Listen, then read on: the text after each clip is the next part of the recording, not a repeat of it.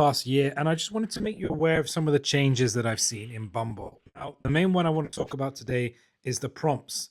These allow women to set two or three prompts, allowing the user to actually answer them directly rather than waiting for the woman to message the man. So, usually you'd have to wait for the woman to respond to the match. But now you actually can jump right in there if you have something to say in response to one of the prompts that she's put. I would note that you still only get 24 hours from the time that you answer the prompt to when the message will actually expire and when the match will disappear effectively. Bumble seemed to do this because I guess they know that a lot of the time women don't have the time to check all of their messages. If the match does expire, you're encouraged to rematch. This, of course, costs money. I've only ever really used a free setting on Bumble, but recently I did decide to use the geography setting where you can obviously set your location to anywhere around the world.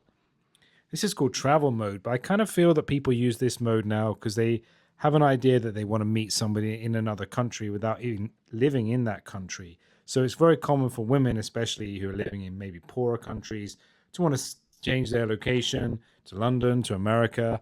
And I've done this too, where I've been wanting to see what a certain area is like for women.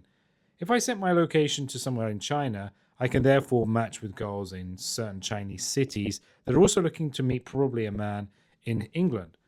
But what I have found is when you do this, people actually think you're already living in that country. So unless you directly put in your profile using travel mode, they won't actually know this. But it is good if you do want to actually see how popular you are in other countries because you're going to get more or less matches depending on the location that you choose. I think the other big changes with Bumble are going to be rolling out AI answers or AI suggestions.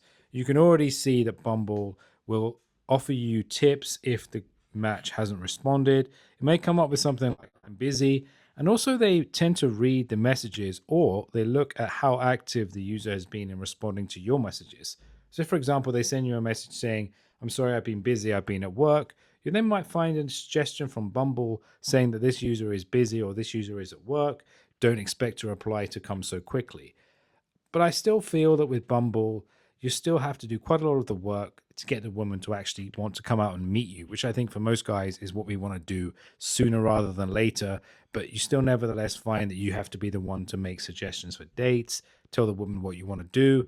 Even if the woman has put lots of things in her biography that says that she likes to do things in a fun way, to do interesting things, you're still going to have to be the one, I think, who normally has to suggest what these things might be.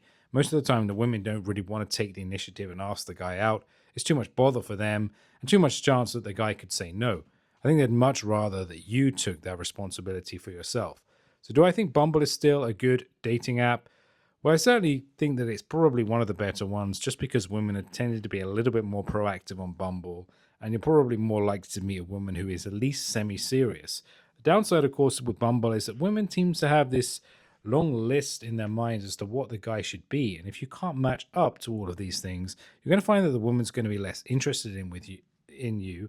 And also, women on Bumble simply know that they have far more men interested in them than you have women interested in you, leading to quite a greater imbalance. And that's certainly the case. So I think when you meet a girl on Bumble, is that she's already thinking about who the next date's going to be with. She's probably going to have several other dates lined up. And you kind of feel that there's a lot more pressure on you to be exciting and to match up. And if you can't do this, I don't think you're going to get a second date. And a lot of the time, it's really demoralizing when you try your best on a Bumble date, but the girl messages back the next day saying, I think we're just friends, or I think we're looking for different things. Both of these aren't really that helpful because the chances are you probably haven't told her exactly what you're looking for anyway, but you're expecting to be able to do this on the second or third date.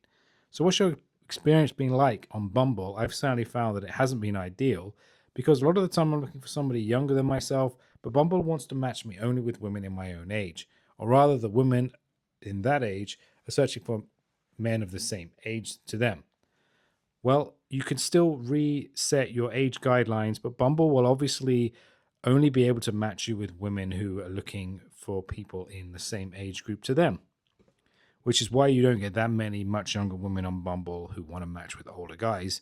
I'm sure it could happen, but it's been my experience that it doesn't happen. Okay, guys, tell me what you think about Bumble and if you still think it's worth it. Thanks for watching, and I'll see you next time.